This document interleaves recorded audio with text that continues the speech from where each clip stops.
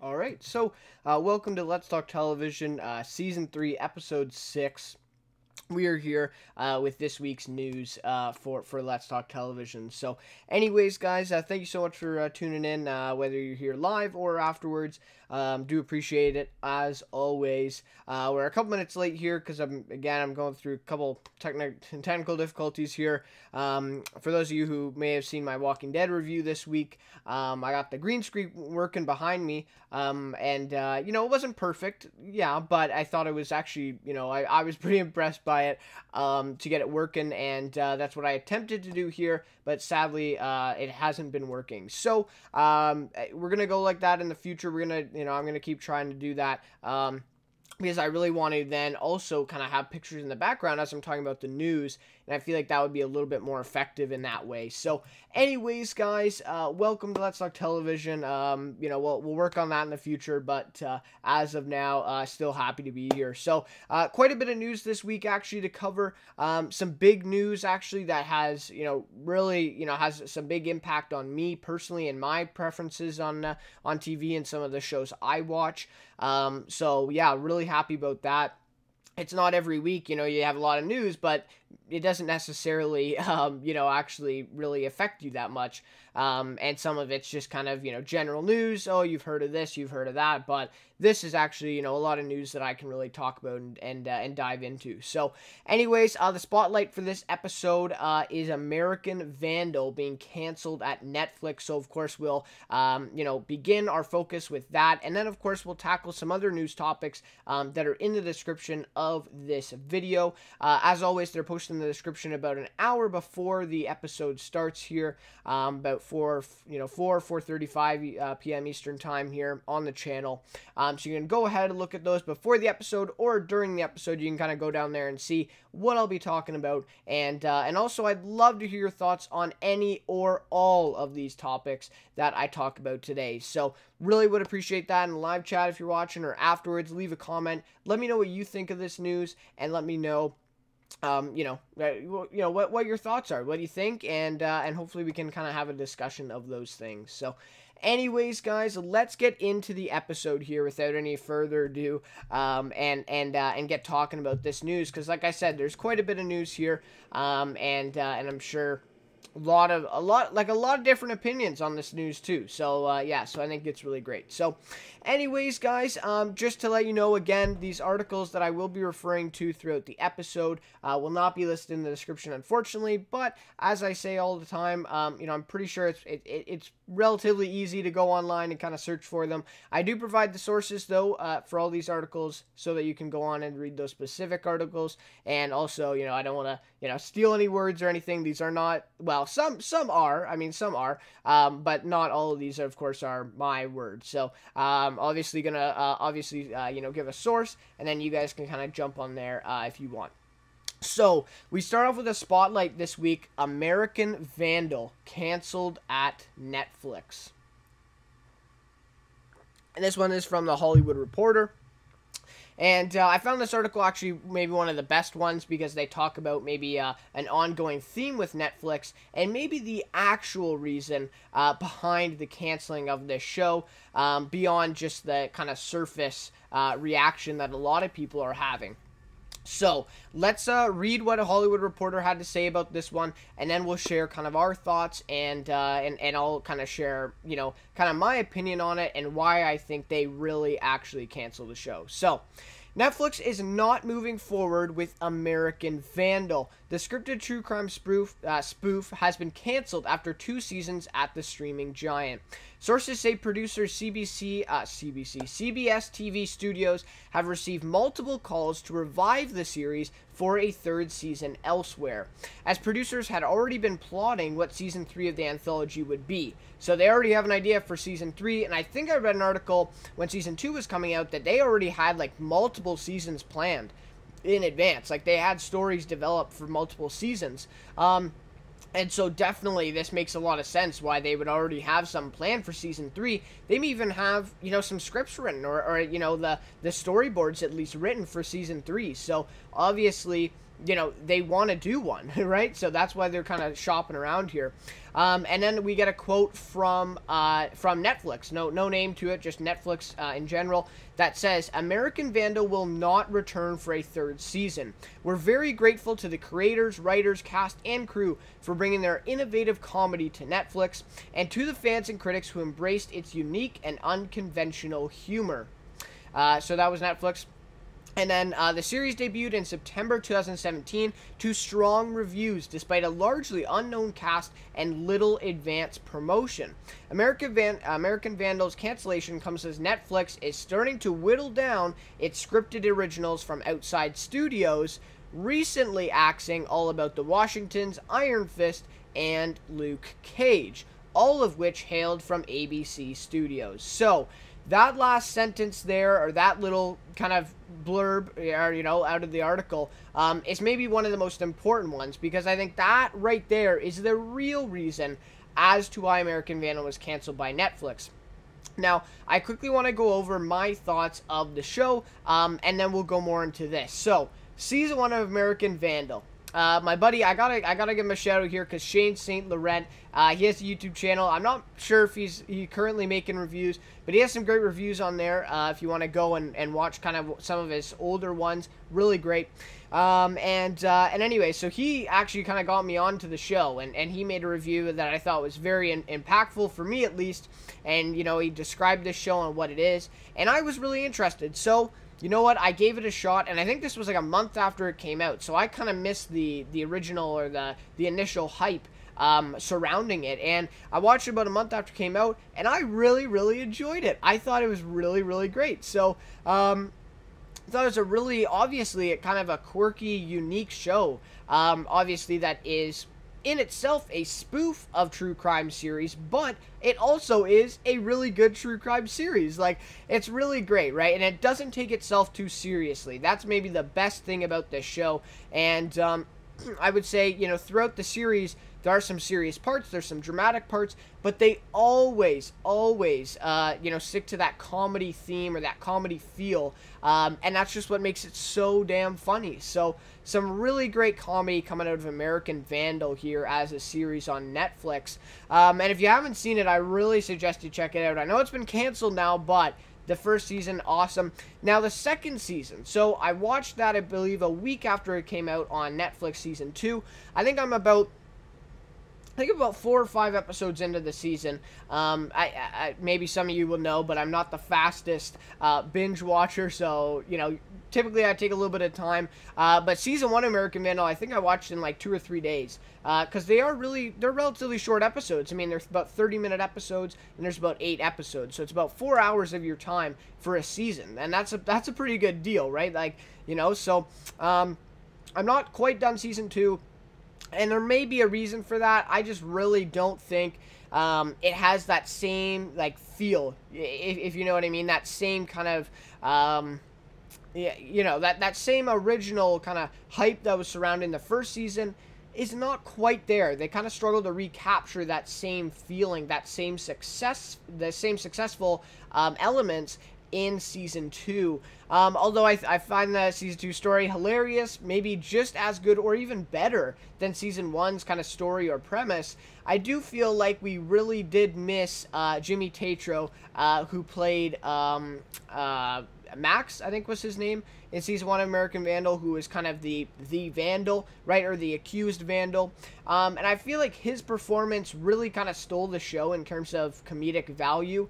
And I feel like season 2, we're just kind of lacking that a little bit. Although, like I said, I really buy into that story and think it's maybe even a better premise than season 1.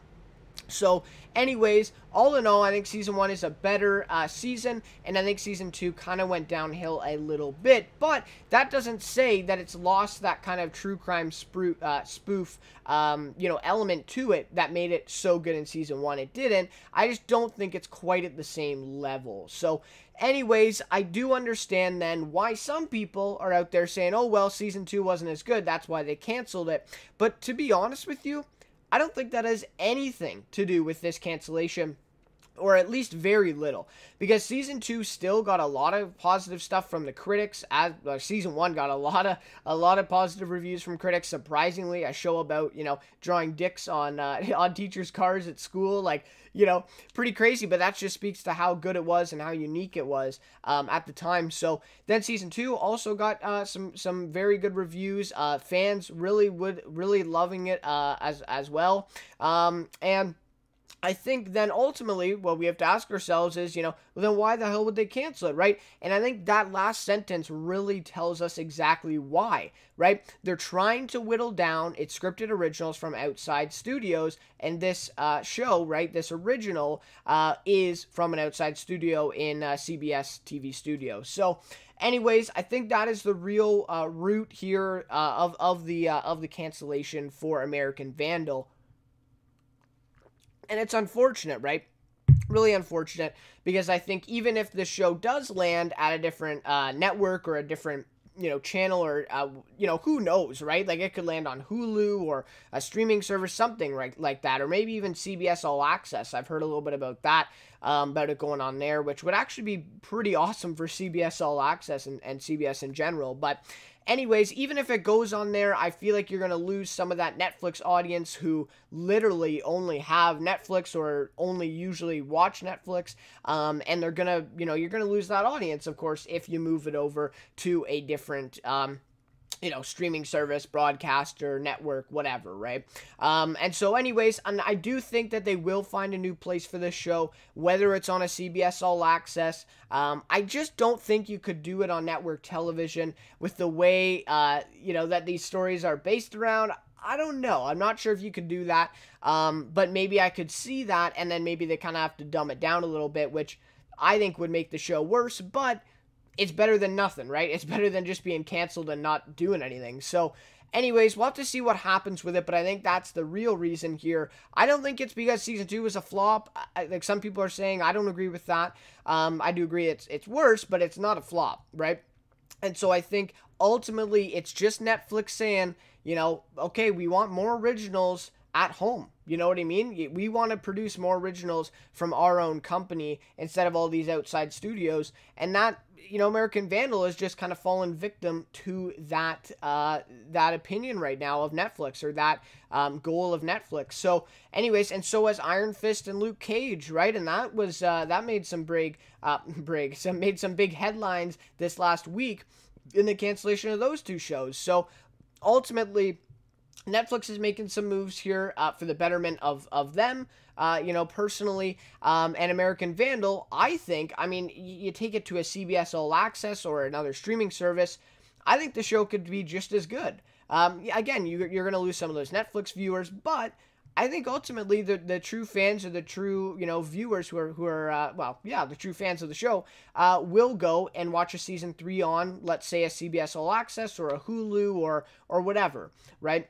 And so in that case, I think that American Vandal definitely does have a future, and I think that, yeah, I think we will see a season 3, just not on Netflix. So anyways, again, we'll have to see, you know, this just broke, I think, yesterday or 2 days ago. So a lot of stuff to still come here in this whole story. And obviously, like, they already have an idea for season 3. And like I said at the beginning, they might even have some scripts written, or at least some storyboarding done for season 3. Like, they may even be that far ahead of it. And so for that reason, I think that no doubt that they're going to keep pushing to get this, you know, series on somewhere else, right? Doesn't really matter where, right? They you know, anywhere really. But it, you know, that they can get it on there. So anyways, again, just to, you know, conclude, I don't think we've seen the last of American Vandal, although we have seen the last of it on Netflix. So anyways, guys, let me know what your thoughts are. I know a lot of people were really kind of pissed off or upset about this one. But you know, you kind of have to read into it a little bit more and understand where Netflix is coming from. here. And yeah, so anyways, and to be honest, I thought it was a big hit for Netflix last year. Like, a lot of people thought American Vandal was like the best Netflix original last year, so when it first came out in 2017. So anyways, for Netflix to do this, it is a risk, but they're willing to do it. So anyways, we'll have to see. Let me know what your thoughts are of that one, and if you have seen American Vandal, if you've seen both seasons, let me know which one you like the best, or maybe, you know, tell me, you know, what do you like about season 1? What do you like about season 2? What do you not like about each season? And stuff like that, if you want to compare the two. Or if you haven't seen it, I really suggest you check it out. I really do. It's definitely worth checking out. And like I said, it's 4 hours of your time for season 1, and you're going to laugh quite a lot. I think it's great. And a lot of people say, you know, it's just, you know, high school humor, a little immature, but I really think that it appeals to a lot of audiences, even though the kind of theme or premise is based around kind of an immature ideology there, behind, you know, drawing dicks and whatever. But no, I think it's really funny either way. So anyways, that'll just about do it for my spotlight topic for this week, for this week's episode. All right, let's move on to the next topic now. We're getting into Timeless on NBC. So there's been a lot of stuff about Timeless, let me tell you. This is just kind of the most recent news about them, and obviously some very good news for the fans of Timeless. So Timeless series finale movie gets premiere date, and this one is from Deadline Hollywood, and this is very, you know, very good news here, and then also just a very interesting theme that we're seeing here with Timeless and NBC. So, NBC has set a December 20th air date for the 2-hour series finale of Timeless, the time travel drama it canceled after season 1 in 2017, then uncanceled months later after a fan outcry, and then axed it again in June after its sophomore run. The network then greenlit the series wrapping movie in late July. Timeless creators, writers, and executive producers, Sean Ryan and Eric Kripke said at the time, "While we wish we could have made another dozen seasons of Timeless, this is the next best thing." Producer Sony Pictures Television had shopped the series to other networks in the summer, but was unable to find a new home for it. And yeah, so that's it for that article there. Of course, it goes into a little bit more depth about the actual storyline and what types of things we will see in the movie. But I'm going to be honest, I have not seen Timeless. So, but I have been following kind of some of the news because I'm a pretty big fan of Abigail Spencer, who has been on, you know, Mad Men, Suits. She was big in Suits, and that's kind of where I mainly know her from. But she's a really great television actress. She's great, and she's kind of the lead, I think the lead in Timeless, along with a couple other, you know, leads. So anyways, really great news for them about this movie getting that December 20th air date and very close to Christmas. So that's going to be interesting too, seeing, you know, the viewership in that one and the ratings, with it being so close to Christmas. I think you could only go up, right? You know, in ratings then. So anyways, very interesting stuff here, right? They cancel it after season 1, and then they get a huge fan outcry, and they, you know, redo it for season 2, and then they cancel it again. Right? So, like, what show on network television has been canceled twice? Like, not many, right? Or at least currently, like, not many. And then they greenlit a movie, right? So, anyways, I'm not sure, I maybe talked about the movie, the announcement of the movie, in July on Let's Talk Television, if I remember correctly. But, anyways, this is big news. And it sounds like they will be making it in December. Now, a lot of people are calling this a TV movie, but I think it's more along the lines of kind of a double episode, because I'm pretty sure there's still commercials in here, although, of course, a TV movie would have commercials, but I think it's more of a 2-part kind of episode thing. More than a kind of a TV movie. I think people are more just referring to it as a TV movie because of the runtime I think it's 2 hours plus a little bit. So it's like 2 hours and 10 minutes or something like that. So, but that's obviously including commercials, I believe. So anyways, I think we'll come in at around like maybe an hour and a half, an hour 45 maximum, I think, for this kind of 2-episode finale. But I think the most interesting thing, before I get to that, so it says here that they shopped the series to other networks, right?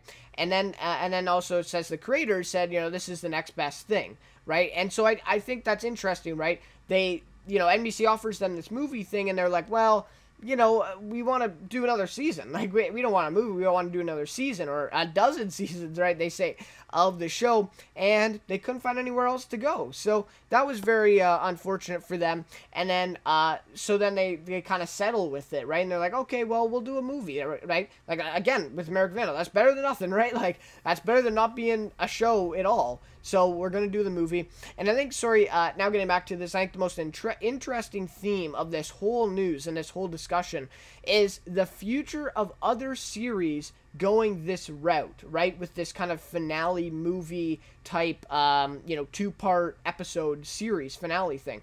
So I think this can really set a precedent. And of course, we've seen it before with other shows, but I think this is maybe the most recent one in kind of current times where we've had, or not current times, like the last two years-ish, right? That have had kind of this finale movie, and it's been big news, right? Like this, everyone has kind of been hearing about this and talking about it, even if you're really not a fan of Timeless like I am. So anyways, I think this really does set a precedent for future shows, and definitely a precedent at NBC, because let's just think about this. You're another show at NBC, you get canceled, and you have a lot of fans behind you. What's saying that you can't convince NBC to give you a series finale movie like Timeless has received now, right? So it's setting that precedent where NBC is going to have maybe a hard time saying no to future series that they cancel in giving a finale like this. Now, one of the biggest parts of this is because the season finale of season 2 was such a big cliffhanger that fans just could not, right? They could not settle on just having that ending for the show. So I think NBC recognized that and then gave them a movie. Now, you can go into depth about, did the creators purposely do that to get another season?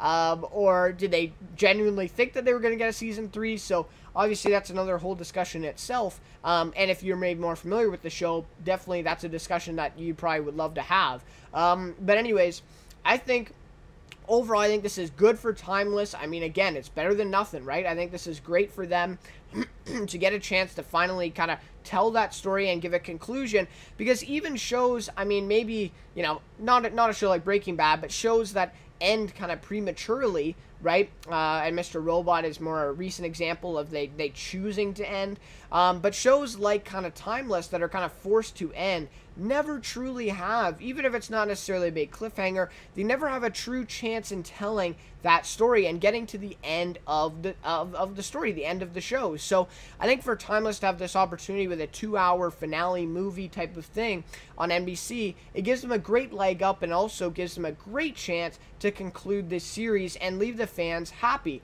because this is the last time that they will ever see this show. Obviously not counting if they rewatch it, but you know what I mean. So anyways, really great news. I'm looking forward to see how they exactly broadcast this, if it's going to be a kind of a 2-episode thing, or it's actually going to be a TV movie that's just continuous throughout the 2-hour premiering time. So we'll have to see. But anyways, Timeless fans, real happy for you, and I think definitely this does set a precedent in future series being canceled on NBC and other networks too. Don't get me wrong. I think this is definitely a theme going forward that could definitely be used. And again, right, like, this doesn't really hurt NBC, right? I mean, it doesn't give, it's not a whole 13-episode season. It's literally one night, 2 hours that they set aside now for this movie, right? So it's not really a risk for NBC, especially if fans are, outcrying and saying, I want to watch this, I want to watch this. Well, they're going to get some views, they're going to make some money off it, and it's only 2-hour time slot to risk. So it's really not a big risk for these networks, and I think that's why we may see more of this in the future. All right, let's get on to the next topic here, and this one has to do with A Million Little Things on ABC. All right, so this one is from TV Line, and this is just some great news for me personally. I really enjoy this show. Okay, so A Million Little Things receives full season order at ABC, and like I said, TV Line will have this one, ton of other sources as well. So, the cast of A Million Little Things has a million little reasons to celebrate this weekend. ABC has handed a full season order to the freshman drama. The order is for 4 additional episodes, bringing the season 1 total to 17, of course from 13. The ensemble drama stars James Roday, David Giuntoli and Romani Melko, as three friends who reevaluate their lives after their close friend, played by Ron Livingston, takes his own life without warning. And I think that's a little bit of an understatement. I think you could have had a more broad synopsis, but anyways, okay, and kind of in demonstrating what the series is about. Debuting last month, A Million Little Things series premiere pulled in 5.1 million total viewers. Of course, these are live viewers, and a 1.1 demo rating. So decent, right? Not bad at all. So in the 4 weeks since, the series has now settled in at around 3.6 million and a 0.8 demo rating. A Million Little Things airs Wednesdays at 10/9 Central on ABC. So some really great news here for a full season order for A Million Little Things.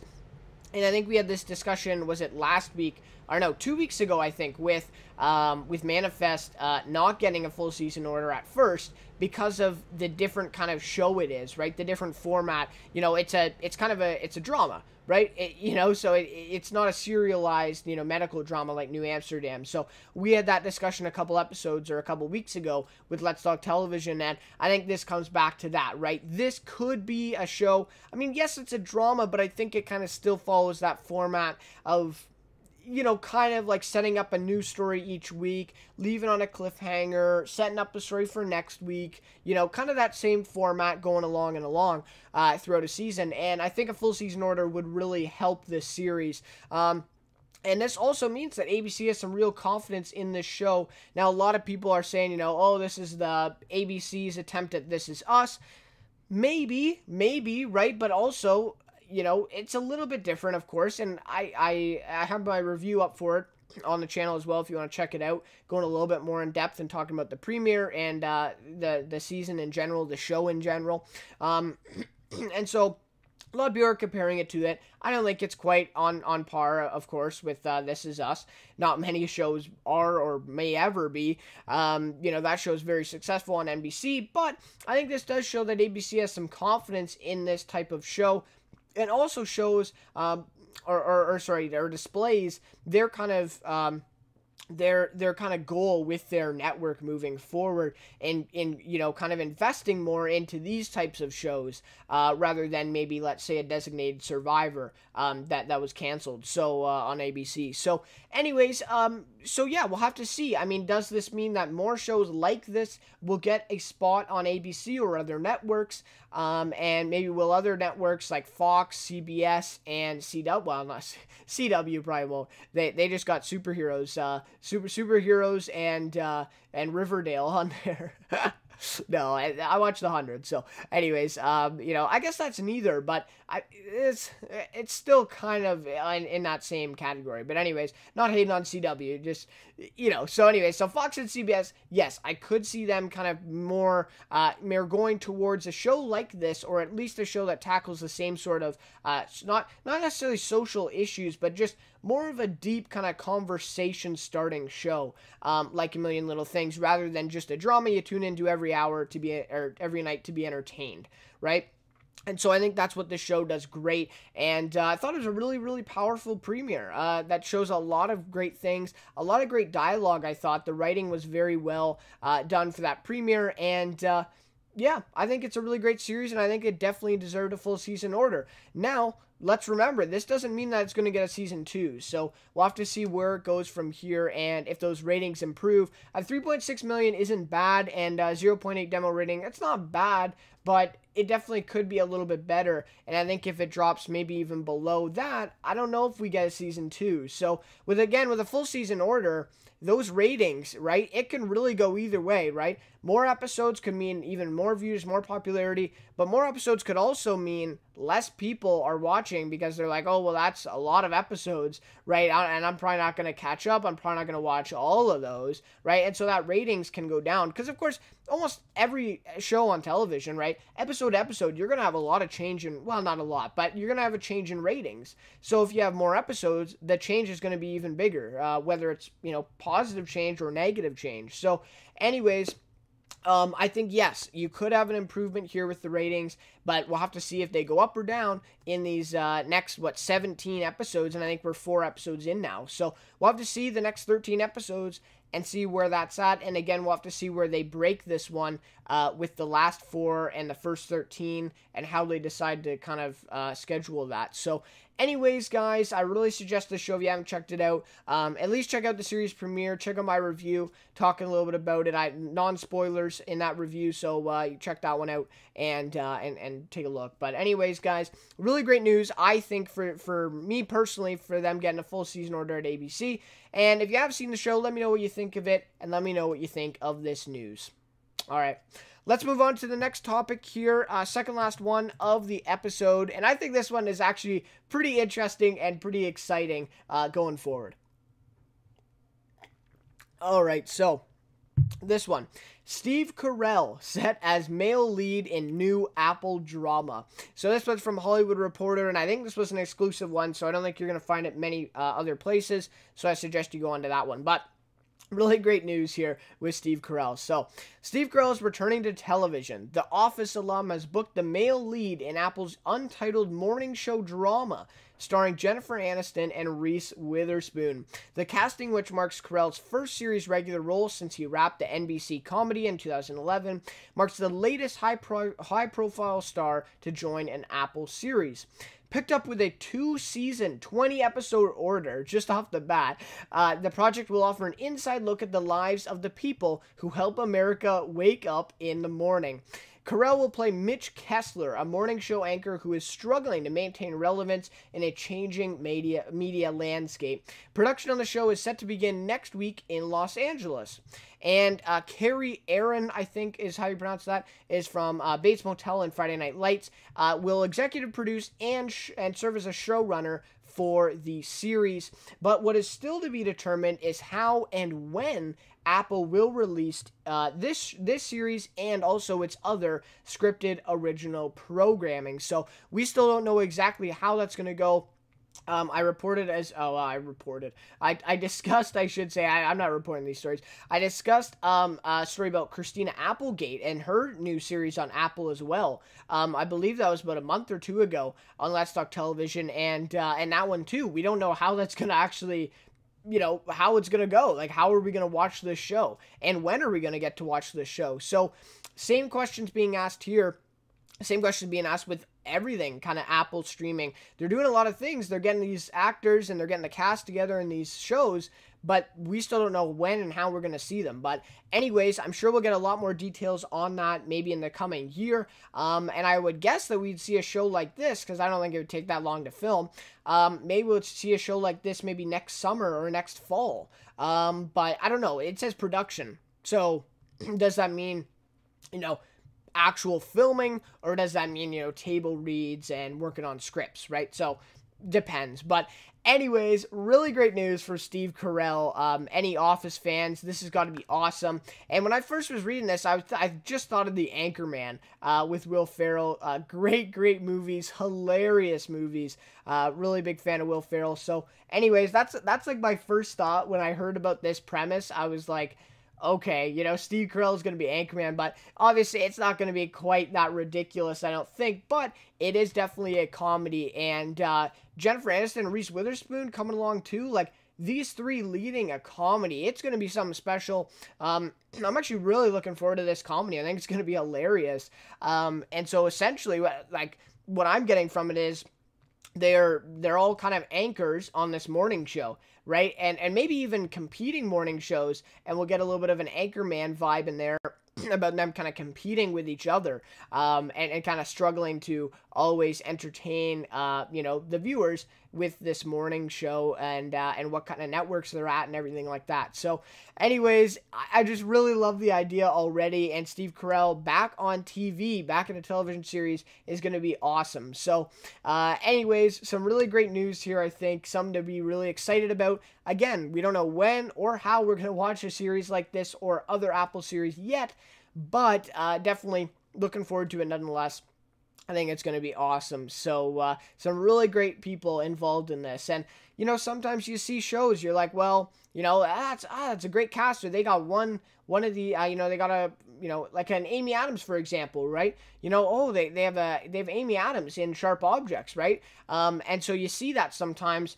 Well, that's maybe a bad example because Sharp Objects was amazing, but you see, a big star in a show, and you think, oh, well, it's going to be amazing. But this show, you got big stars, and it also sounds like an amazing premise, a really one with a lot of possibility, a lot of potentials for some good laughs. So, anyways, I'm really looking forward to it. I think it's gonna be great. If you know any more details, I'd love to.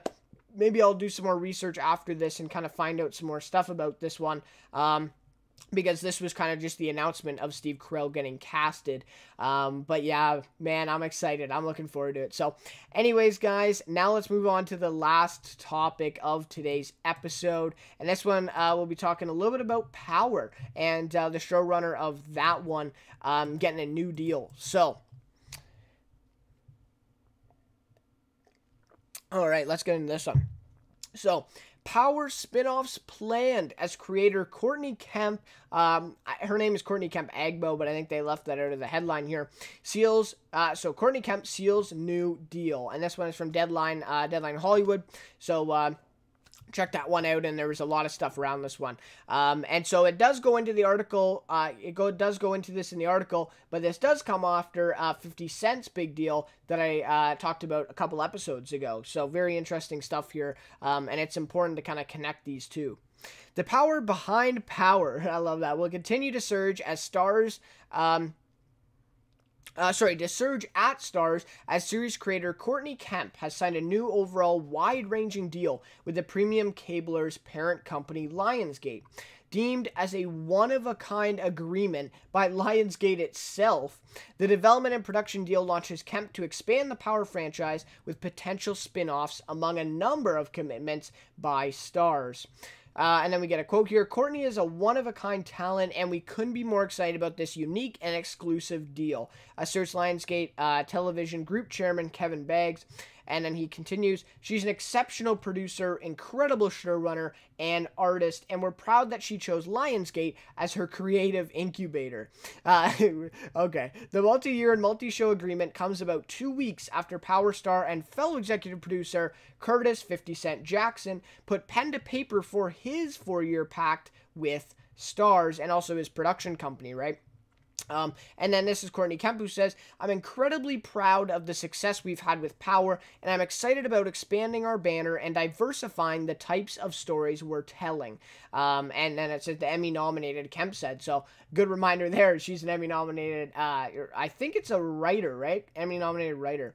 Renewed for another season, the series is set to return for a body count-filled and Gary Lennon co-showrun Season 6 next year, and typically it comes about in July. So anyways, some really great news here, and for Power fans, this is just awesome, right? First of all, 50 Cent gets a deal, talking about spin-offs, and how he's already in talks about developing different stories, and then the showrunner of the show, who's also a producer, Courtney Kemp, now she's talking about spin-offs, so this is going to be really big for all Power fans. And to be honest, I could see the Power actual series ending in like maybe a season or two, and then maybe we get like 2 or 3 spin-offs off of it, maybe even at a time, because again, both of these figures and both of these production companies attached to Kemp and 50 Cent are both just landed these huge deals, and they got to produce. So I really think that I think we're going to see multiple spin-offs in the next couple of years here for Power.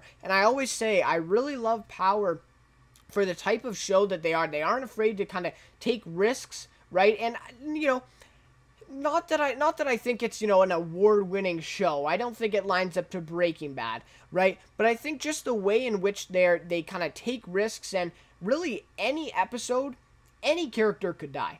Like, that's the type of show that this is, and I just really love that type of show where the stakes are so high in every single scene, and it's really, really suspenseful, really keeps you on your toes, and a lot of twists and turns throughout the series as well. So, anyways, I really do like Power, and I think this is really great news. Now, again, we could kind of sit here and maybe this is a whole nother video talking about the possibilities of spin-offs with Power. There's pretty much endless possibility.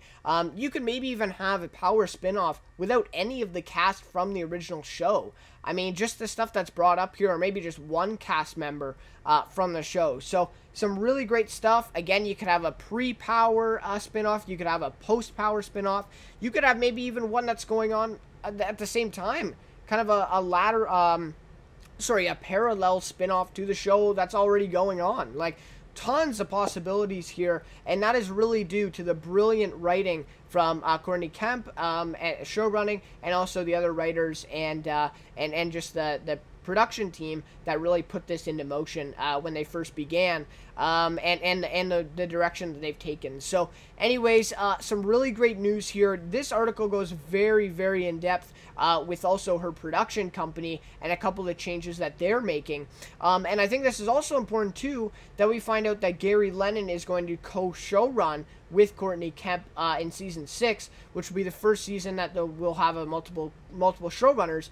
And I think that also speaks to what Courtney Kemp maybe is kind of changing her focus onto other things, either spin-offs or other series to develop. So some definitely great news here, right? Netflix has locked up Shonda Rhimes and Ryan Murphy, right, lately, and now Starz locks up Courtney Kemp and 50 Cent. So anyways, I find it's really interesting now, right? Because all these streaming services and companies are all kind of, you know, getting their what am I looking for here? They're kind of getting you know, they're kind of collecting a full hand, if you will. That's not quite what I was looking for, but it'll do. But they're kind of collecting a full hand, right? They're kind of stacking themselves up with these original, you know, storytellers and creators, and kind of signing them onto themselves, right? So they don't have to. This goes back to Netflix American Vandal, right? So they don't have to rely on outside studios. They can have their own people creating and you know, and directing where these stories and where these future series are going to go. And it's just really interesting to see all these kind of companies and streaming services lining up all these really skilled and really well known creators and storytellers, and it's really great. And Starz is just doing their job, right? Courtney Kemp and 50 Cent, maybe two of the best producers right now in any television show, because the Power is doing so well right now for Starz. So anyways, this is really great news, and I think for Power fans, again, this discussion of spin-offs could go forever. I mean, literally forever. So anyways, you watch Power, let me know what spin-offs you could see happening and what you think of this news, and maybe how much spin-offs could we get and when, you know, like when could we get these? So again, I really think that season 6, maybe even the last or second last season of Power, I think it's going to be coming to an end here, and then we're going to get some spin-offs. So anyways, I'm looking forward to it. Hope you guys are too if you're Power fans. If you aren't Power fans, I suggest you watch this show. I really do. It is a very, very good show. I like season 2 and season 3, really, really strong seasons. Amazing television. So anyways, again, suggest you watch it. So anyways, that'll just about do it for all my topics of news for this week's episode of Let's Talk Television. And now I'll just share a couple weekly notables with you guys. My notable episode and notable performance from this week in television. Recently, last 3 weeks even, have been really busy for me. So I only had a chance to see 3 episodes of TV this week. That was the Manifest episode, the Kids Are Alright episode, and The Walking Dead. So The Walking Dead, like, you know, it doesn't matter what I'm doing. I'm going to be watching The Walking Dead. That's just how big of a fan I am. And then those other couple episodes I had time to watch as well. So anyways, you know, typically and during the summer, or even maybe a month ago, I was watching, you know, 6 or 7 episodes of television a week. So obviously it's a little bit different, but I still love doing this segment. So my notable episode for this week in television, I got to give to The Walking Dead, Season 9, Episode 3, Warning Signs. I thought this episode was one of the best episodes of the last 2-ish seasons of The Walking Dead. Honestly, I thought this episode was so good, and really came through on that promise that they gave to us when Season 9 began, of these character relationships, the development, the new way of storytelling and kind of reminiscing on the past a little bit while still branching off and creating somewhat of a new show. So really great job in this episode, and I thought the storylines that came with it, and also the stuff that they set up for going forward, really great. So anyways, really love this show, this episode. I can't talk enough good stuff. Sorry, I can't talk well. Wow, I can't. Wow, anyways, it's a good episode, okay? I really like the episode, and I can't say enough good stuff about it. Sorry. I can't say enough good stuff about it. I really like this episode. Really great. So, anyways, that'll be my notable episode. Notable performance from this week, I got to give it to two people. And that is Norman Reedus and Andrew Lincoln. They had one of the best scenes of The Walking Dead again in maybe the last 2-ish seasons. And let me tell you, there's a lot of scenes in 2 seasons of 16-episode television, but I really do truly believe that this is one of the best scenes that we've seen, at least in terms of, you know, character development and the dialogue aspect, right? You know, obviously, I'm not going to compare it to some of those scenes in All Out War with a lot of action and everything. Those were great. But in terms of dialogue, character relationship, and development, this scene is right up there with the best of them. So, anyways, I thought I had to give it to both of them in this one from, of course, Walking Dead Season 9, Episode 3, Warning Signs. Really great performance by both of them. And Andrew Lincoln only has 2 more episodes to go. And so we'll have to see what happens with that. And I don't know. I don't know what's going to happen. So anyways, I'm really looking forward to it. Really anticipated. And Norman Reedus is going to be the new lead for this show. So we're going to have to see how he handles that and where his character is going to go. So anyways, guys, that'll just about do it for this episode of Let's Talk Television. As always, I really appreciate you guys tuning in afterwards. And also live. Do really appreciate you guys that are tuning in now. So anyways, guys, leave your questions or comments or thoughts, whatever, right in the comments below of this video. And if you leave a question, I'll definitely add it for next week's episode of Let's Talk Television, and I'll answer that in the segment for sure. So yeah, anyways, guys, I guess that'll just about do it.